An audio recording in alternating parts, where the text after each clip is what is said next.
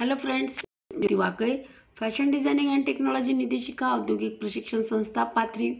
विद्यार्थिनी मैत्रिणींनो, आज आपण बघणार आहोत मोनोक्रोमॅटिक कलर स्कीम.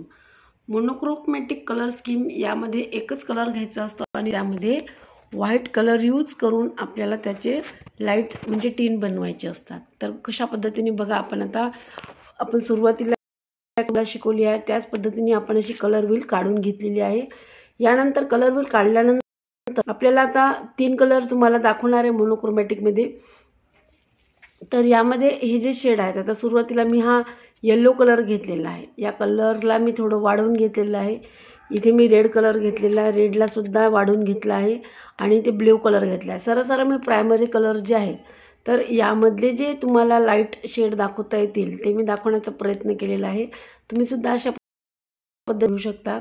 तर बघा, सुरुवातीला एकदम बेसिक कलर वापरलेला आहे, जो आपण बॉटलमधून काढणार तो डायरेक्ट कलर आपण इथे ब्ल्यू यूज केलेला आहे. यानंतर थोडासा व्हाईट त्यामध्ये आपण यूज केलेला आहे. नंतर अजून ॲड करत एकदम इथे लाईट शेड तयार केला आहे. त्याचप्रमाणे रेडचं सुद्धा एकदम बॉटलमधून काढल्यानंतर आपण बॉटलचाच कलर यूज करणार आहे. नंतर थोडा व्हाईट यूज करत इथे एकदम त्याचा शेड घेतलेला आहे, लाईट घेतलेला आहे. तसंच येलोचं सुद्धा येलो कलर सुरुवातीला एकदम बेसिक घेतलेला आहे, नंतर थोडासा व्हाईट यूज केला, परत थोडा व्हाईट केला, परत थोडा व्हाईट केला, असं करत त्याचे वेगवेगळे लाईट तयार केलेले आहेत.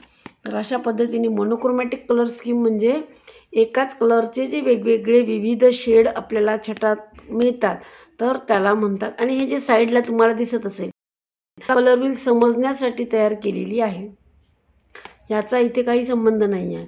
तर मोनोक्रोमॅटिक म्हणजे एकाच कलरचे विविध जे लाईट शेड येतात त्याला मोनोक्रोमॅटिक कलर स्कीम असं म्हणतात. त्या पद्धतीने तुम्ही सुद्धा मोनोक्रोमॅटिक कलर स्कीम याचं प्रॅक्टिकल तुम्ही तयार करून घेऊ शकता.